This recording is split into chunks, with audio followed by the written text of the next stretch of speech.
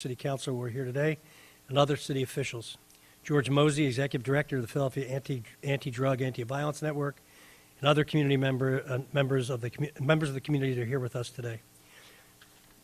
Our administration, in partnership with all of our local and federal law enforcement agencies and community organizations across the city, continues to work tirelessly in response to this national crisis. This year, we continue to strive towards stronger collaboration and coordination across all of our services, but especially those dedicated to getting to the root of our gun violence crisis. Today is an important milestone in our fight against this crisis, one that will help save lives while connecting people to critical resources available in our communities. The creation of a violence prevention hotline will enhance our ability to deliver needed services while also allowing us to increase our ability to get people to the resources and services that they need in a timely fashion.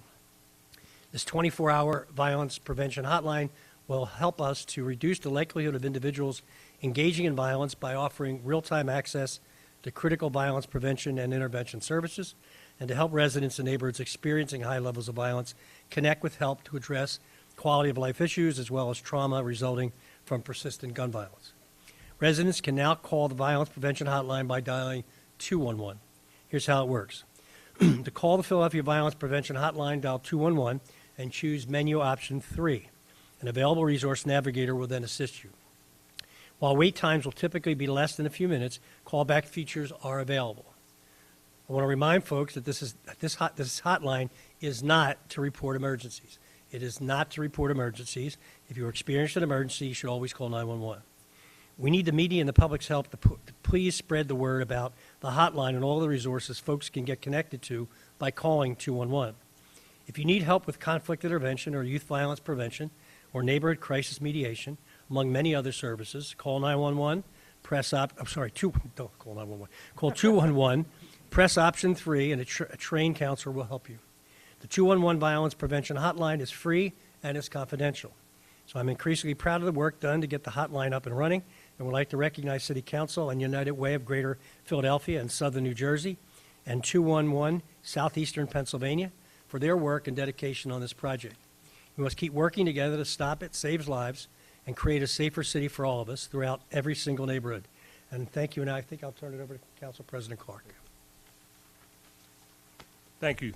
Thank you, Mr. Mayor, and good afternoon to everyone being here. I want to thank everybody for being here. Particularly, I want to thank my colleagues, Councilwoman Gim, Councilwoman Parker, Councilman Thomas, Councilman Green, Councilman Jones, Councilwoman Gauthier. All right, everybody's in the house. I want to thank the mayor and his team for working with this. This has not been easy pulling this together. The technology, making sure that it will work, because the worst thing that can happen is a person calls 211 and nobody answers, right? We've heard about that whole issue about people not answering the phone or the other technology associated with this. And let me kind of tell you where we are with this. So these council members, the mayor, I see we have some people here who have worked on violence prevention on a consistent basis. As you're out in the neighborhood, frequently people say, I need a job. Hey, old head, or if they respect you a little bit, they say, hey, unk, right? I need a job, right? In all honesty, your ability to stand there and say, well, call www / they don't want to hear all that. They're going to keep it moving, right? You say 211, they can remember that, right? And they're going to do that, right? Similarly, you have people in the community that say, I have a group of young guys. They're our kids. They're good kids, right? But the simple reality is they need some direction. Can we start a sports league, right? Who do I call? They will call 211, right? And they will be directed to some of our awesome sports leagues in the city of Philadelphia. Time after time, people need to be able to access all this important information and the resources that the mayor just referenced. But it's too challenging, and sometimes in government, we figure out a way to make it difficult. So today, we're going to make it easy. 211, right? And then you click over all that other stuff that the mayor talked about, right? But the simple reality is that we have to figure out a way to approach this in a broad-based way. We talk frequently about all hands in. Well, this is giving everybody an opportunity to have their hands in this, because this issue with respect to law enforcement being the only approach, that's just not going to work. So having a proactive approach to making sure that people get information, because there's a lot of information out there that people just aren't privy to, And this 211 will give us that opportunity. So I want to thank United Way, all the people engaged, and I want to thank all of you for making sure that this word gets out. 211 will be an opportunity for people to get engaged, all hands on deck. Well, thank you all so much. I think I'm supposed to turn it over to George Mosey. George, from the Philadelphia Anti-Drug and Anti-Violence Network. Yep. Thanks so much, Council President Clark. As the mayor mentioned, I'm George Mosey, the executive director of the Philadelphia Anti-Drug, Anti-Violence Network. We're happy to have you refer to us by our acronym, PAN, P-A-A-N. As many of you know, PAN is one of Philadelphia's leading agencies dedicated to violence prevention. In fact, next month, we'll celebrate 33 years of serving in that capacity. Our focus has always been to respond to acts of violence, and that way we can prevent retaliation, we can provide needed services, we can address the trauma. But our preferred way of responding is to get there before anything happens. And that can only happen if we get information. So our community crisis intervention workers have been able to mediate disputes. They prevent people from acting upon the heat of the moment. They've done whatever they can to prevent the violent outcomes. But they also respond in such a way that they help people to overcome whatever impact violence in the community, even when it hasn't been immediate in nature. We help them to overcome that by providing needed services. However, we can't do any of that if we don't have information. And so we've been able to do things. A parent will call and let us know that their child has made some crazy post on social media. And they know that that's putting their child in danger, in real jeopardy.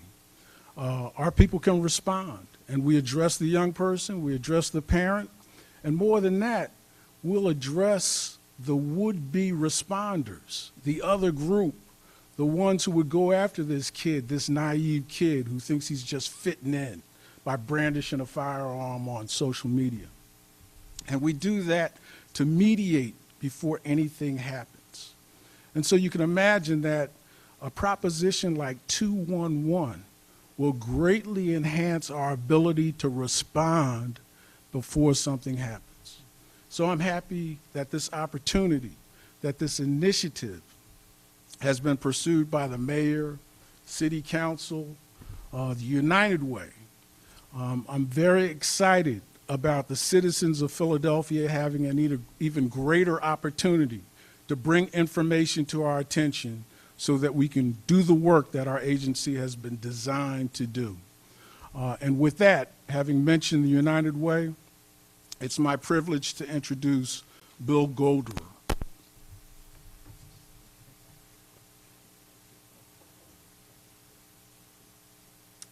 George, thank you.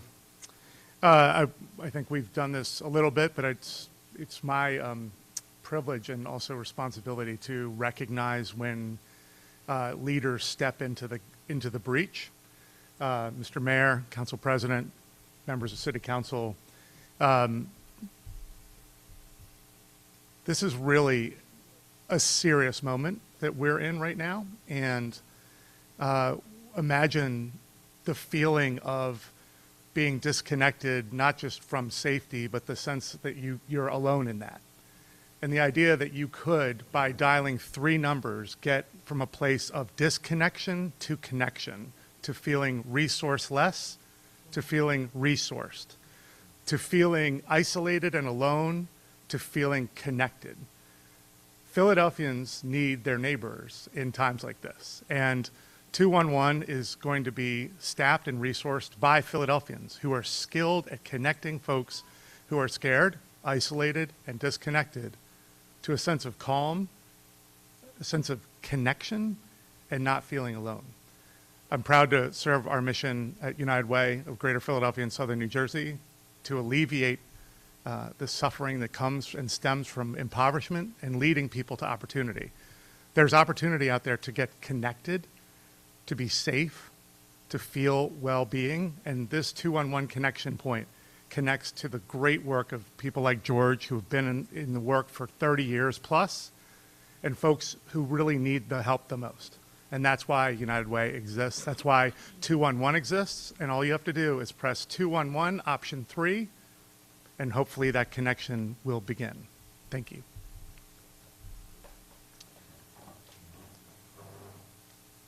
I think Ysenia's up next from... Oh, Mr. Sorry. Good afternoon, everybody. My name is Eugene Thomas. Everyone calls me Buddha. I just want to start off by saying it's an honor to be in here, to be surrounded in a room full of people that's moving forward on trying to find solutions and evolving in the process of the things that's going on outside in the world today, especially in the city. Believe it or not, we are in a war zone. How many of our kids looking at it is like there's a war out here. I'm here today. I represent many hats. I work with an organization called Anti-Violence Partnership that works alongside with a Frankfurt School Coalition, so we deal directly with the students in the Frankfurt neighborhood.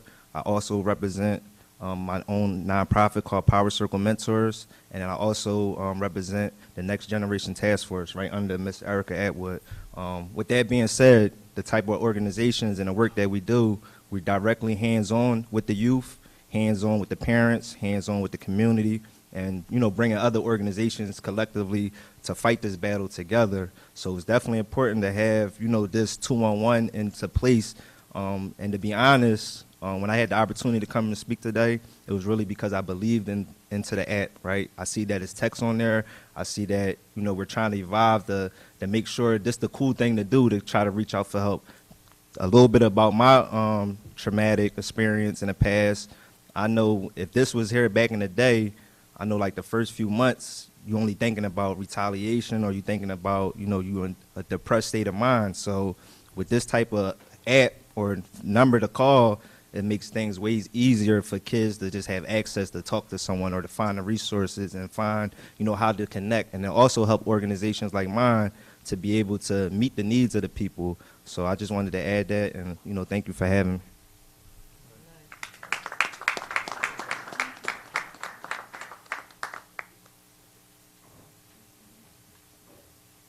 Hello, everyone. My name is Wasina Williams, and I would like to welcome all y'all to the John F. Street Ceiling and say hi, or everyone doing. I'm sorry. Let me calm down. Just learned about the 211. It seems interesting. I'm a part of a council called Richard Island Resident Council that is a part of PHA. So we would love to be a part and love to help out any way we can. The second part is I am a citizen. And like the gentleman just said, we do need help. So I am so happy to see that this is up and running, and we are here to help any way we can.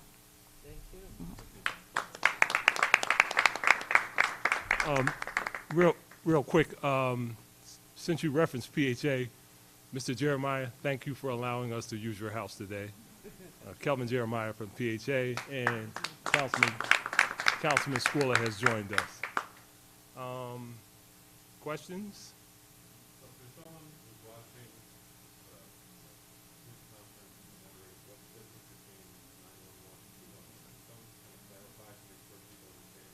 Yeah, Mayor.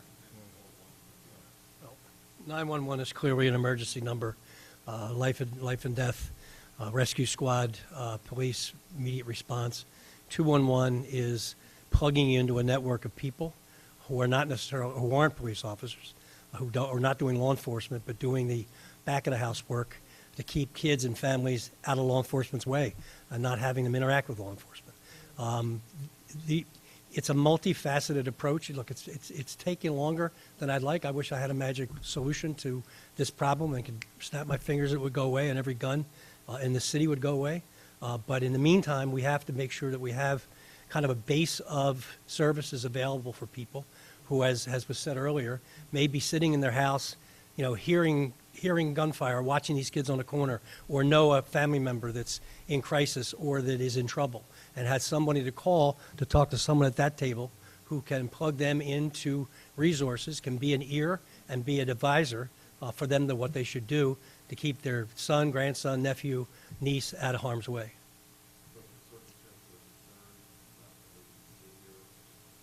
I mean, certainly there are the gradations of, whether or not someone is in a mental health crisis on the street. That's a 911 call. And then we have co-responder process now where we're sending out trained trauma folks with the police. That's a different situation. This is more of I think, allowing people in neighborhoods that are been experiencing this beleaguered situation to be able to pick up the phone, dial 211, and express their concerns and the things that they're worried about when it comes to either family members or, as I said, kids standing on a corner, hopefully not going to be drive-by shot, and make them feel engaged and part of the process of solving the problem.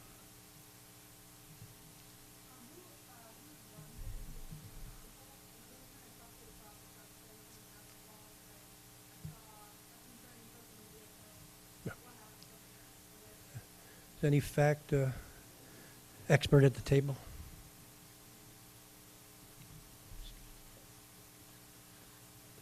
Good afternoon. Erica Atwood, Senior Director for Criminal Justice and Public Safety in the Managing Director's Office. Who answers the phone? As Mr. Goldorf said, there are a number of trained professionals that are Philadelphians that we are bringing in and hiring specifically for this hotline. They will be trained kind of in trauma-informed care, also in the type and amount of resources we have based on the specific asset they are making.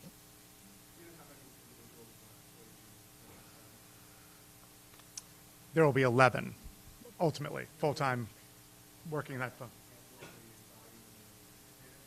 We feel good about that, please. Yeah, and we've got to figure out what the volume is going to be. And so once we get a clear understanding of getting it up and running, it's been up and running for a couple weeks. Once we get a clear understanding of now that we've promoted it, now that we got our legs under us, what the volume is going to be, we'll be able to expand it in the capacity of the hotline as needed.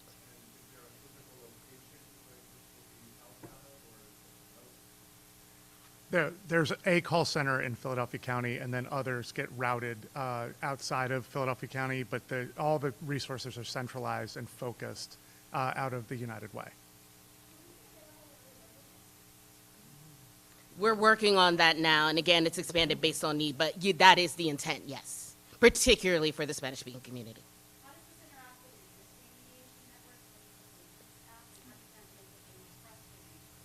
So part of it is going to be, thank you for that, Sam, is how we connect with some of the community engagement we're doing now.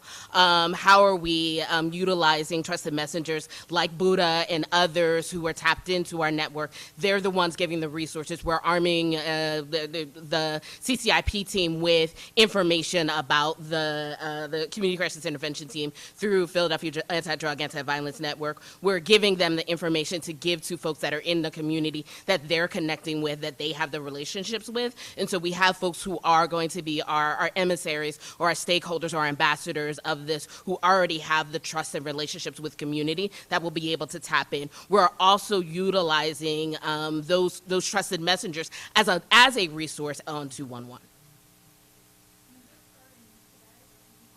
Yes, you could call right now.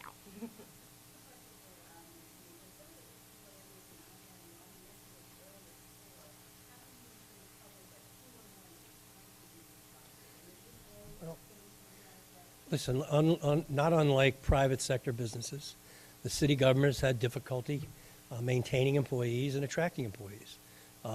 We went through the the sanitation situation back in the summer. We were on averaging 600 people a day calling out sick. Even if you talk to private trash haulers at the time, their folks were calling in sick. There wasn't even people to pick up the trash. As we got further and further away from the pandemic, and we're not away from it yet, we have more people coming back to work. Our trash collection, for example, is up in the 90% across the city now. We have people coming to work, and we have the same situation with our 911 personnel. We have the same situation with police and fire. City employees are no different than private sector employees as far as being human beings and having issues that related to the pandemic. And a lot of those issues that we struggled with were pandemic related. And we have all new contracts now with our city employees. We think we've treated them fairly, and they've agreed to those contracts. So we think we're getting in a space now. We're beginning to hire people back again, getting up to speed when it comes to our employment complement, and getting back on track. I mean, look, all how it's been the last 2 years. I mean, it's been a mess on every sector and segment of our economy. and things are now beginning to get better. And the only thing that's not getting better at the moment is our gun violence, and we need to get our arms around that. And with a full complement of everyone working together in every department, I am hopeful and confident that we can get these numbers down. I don't know. I don't have the number. Yeah, not enough, right? Good morning. Tumor Alexander, Managing Director. I think the cost for the first year is around $1.4 million. It was funds that we used that was allocated to us for violence prevention from City Council. Out of that cost, it also includes, Bill, I want to say probably a soft $30,000 upfront equipment purchase.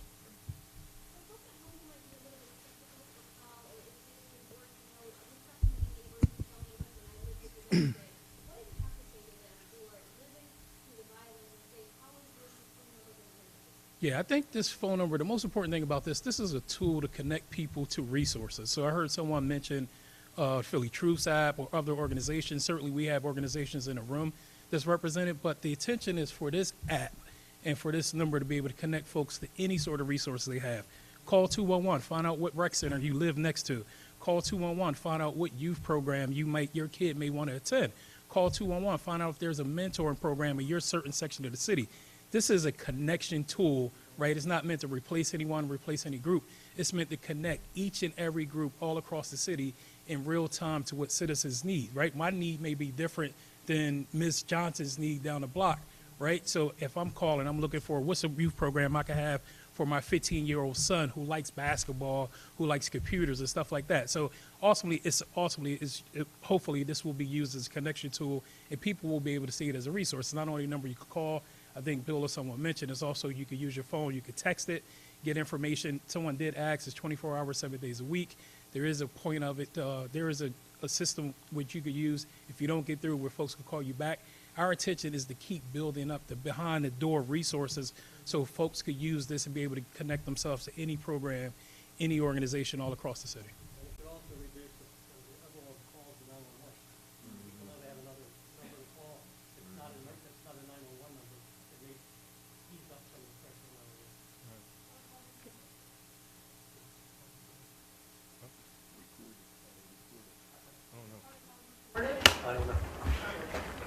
I'm going to ask Kate Houston, who works on the United Way team and is leading this project.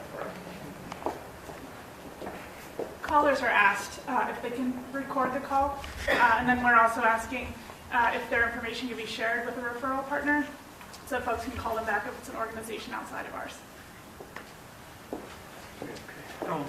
Real quick, I wanted to respond to an earlier question. Walter, you talked about the difference between 911 and 211. Give me an example. Sunday afternoon, right, I'm doing my thing, family, whatever, and I get a call, and they put me on FaceTime without telling me, right? They got four young men whose house got shot up last night. It's pretty, right, out West Philly. I'm like, thanks, right, you know. So then they start talking about wanting to be relocated, wanting to have somewhere because they know that these guys are coming back, right? That's not a 911 call in terms of this second phase. What do I do now? How do I get out of it? The one guy promised it. I want to get out of the game. I said, okay, we hang up. I'm not going to say his name, but one of the known individuals that are out here trying to prevent violence. He calls another known individual, right? So we're like, there's 4 people on the call, myself and these 3 others talking about what the heck do we do? I have no answer, right? You could say to call 211, and guess what? This entity will be able to direct that person. How do you get relocated? You know, what's the aftermath of how you deal with that? The person that wants to get out of the game, who do they go to? That's the kind of thing that 211 will do. That's not a 911 call. Is it fair to call it a social services? Exactly. Okay. You know, mental health services, all of those things that should not be a 911 call. And right now, it's just too challenging for somebody to try to figure out how do I get to the right department. So 211 will get you there. It'll make it much easier for these individuals that find themselves in these situations. Thank you. One more question. What are the other options? We have to hit option 3. What are the other options? Thank you for the question. So we're building upon a network that has been invested in at United Way for 30 years. So it's not for violence only, it's for other social services. Food insecurity, for one, would be option one. Option two is housing, questions about housing. This has been added on and deepened, the existing infrastructure, to help us manage through the violence prevention moment we're in. So the infrastructure was already there, it was just able to be built upon and deepened its ability to handle the kinds of questions the Council President just pointed out to. So it's an existing service that now is broadened and deepened in its reach. Thanks, everyone. Thank you. Thank